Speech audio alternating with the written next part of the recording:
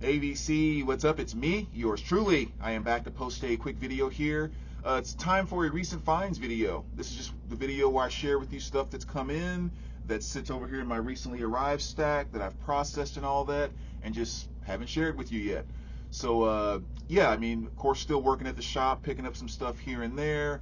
I'm also in the process of building a collection for someone. So, usually when I'm doing that, there's always some things I kind of add in there for myself. And yeah, so these are just some of the recent pickups. I'll just pull them out as they're sitting. Motley Crue, Shout at the Devil. This is the Walmart exclusive version. So, absolute great album. Motley Crue's sophomore album. Some of Mick Mars' best riffs/riffing, I think, on this album. Just really, really, really awesome album with just a fantastic punch. And that came out in '83. And this is an awesome album too. If any of you country fans out there, especially modern day country, Justin Moore, and this is his greatest hits, which is just, I mean, absolutely fantastic. So many great tracks on here. Stuff like Why We Drink, what's other, Beta Hook, another great song there.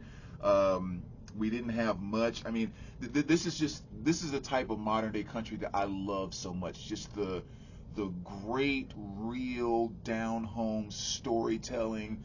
Um, you know, maybe not having a lot, but just doing what you do the best of your ability and taking pride in what you do, and like just all that type of stuff, being, your family, your country, just like all of that, like just all of those elements come out in so many different areas in this album, and that is what I love about modern day country. I love that feel.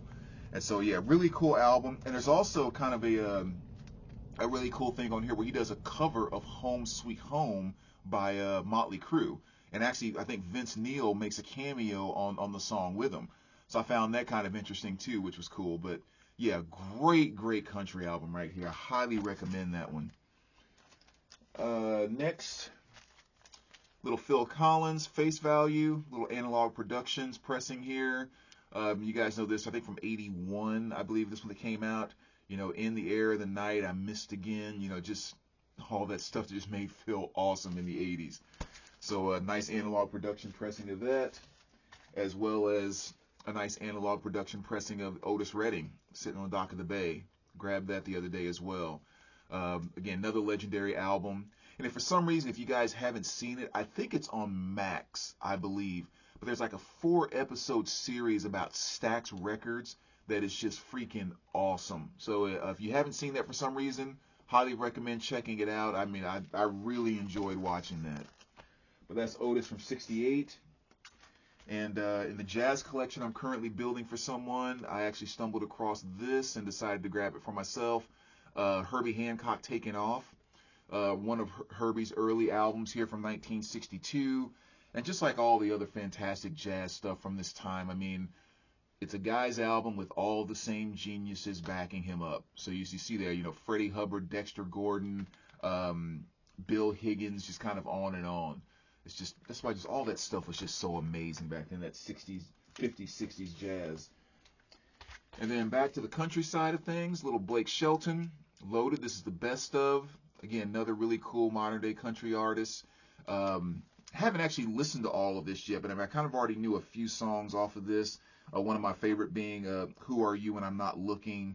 But yeah, looking forward to diving into more of this because I'm definitely a Blake fan. So that was a cool one that I picked up a little while ago. And back to some more of that awesome jazz. You got little Jack McLean. And this is his release, It's Time, from '64, I believe. And again, it's just, yeah, it's Jackie McLean's album, but, look who's appearing on there with him. All the same geniuses and everything. So just more of that fabulous Blue Note, nice tone poet pressing. And this was a cool one that came out this year, I believe, which is Apocalyptica, plays Metallica. I don't know if you guys are familiar with Apocalyptica. They actually had an RSD that came out, which is sitting right over there. But Apocalyptica is kind of a, they're guys or whatever that play cellos, but it's kind of like electrified cellos, And so they'll do some stuff on some of their albums that just kind of sounds kind of more classical that you would expect. But then they also will do like albums that have, Sepultura covers on them, where they'll cover Metallica songs and stuff like that. And it's just kind of a really cool way to experience, awesome metal songs that you love. And so this is volume 2. I don't know if I think they pressed volume 1. That was years ago, but it might be a really expensive record or something. I don't know. I have the CD, but anyway. But this gives you kind of an idea about the songs that they covered on there. And yeah, it's really cool. Definitely worth checking out. Just kind of hearing those songs with electric cello, so to speak. So glad to see more of their stuff getting out there on vinyl. And where are we at on time? Okay, let's just do maybe two or three more, but keep it kind of short. 80s Movies Collected. This is a music on vinyl pressing. And basically it's just kind of a greatest hits of music from soundtracks of the 80s.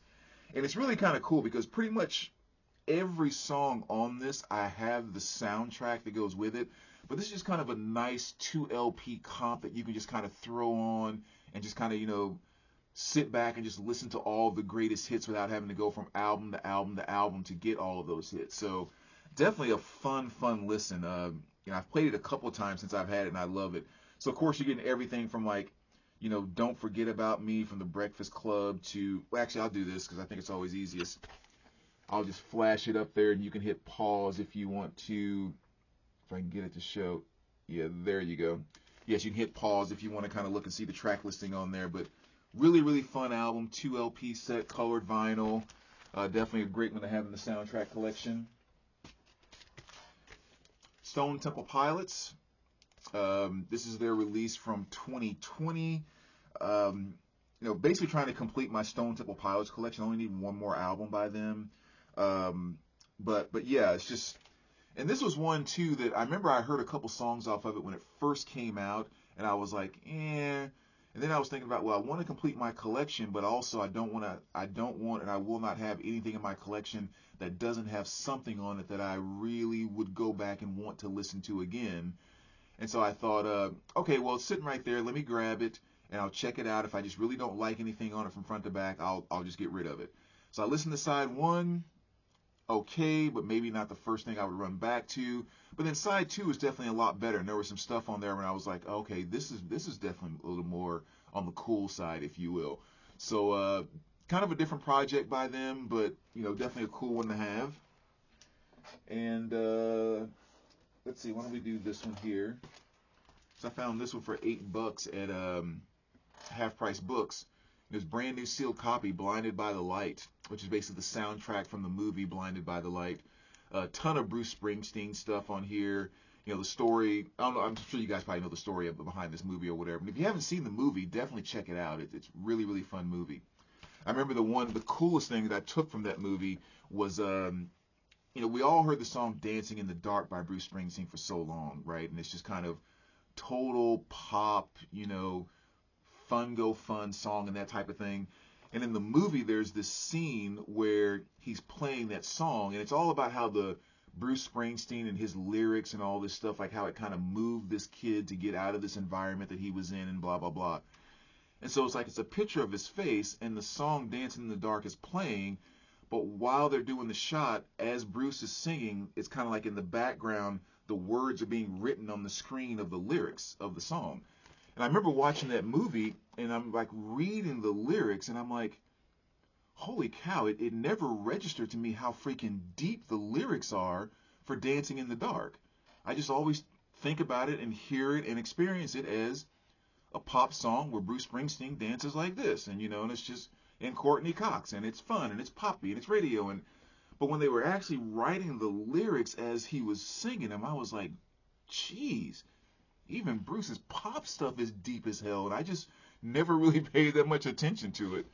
So it's kind of fun after knowing something for so long and experiencing something for so long that you can actually have a new experience with a song that's been in your mind for 30 years kind of thing. So just a cool experience for me.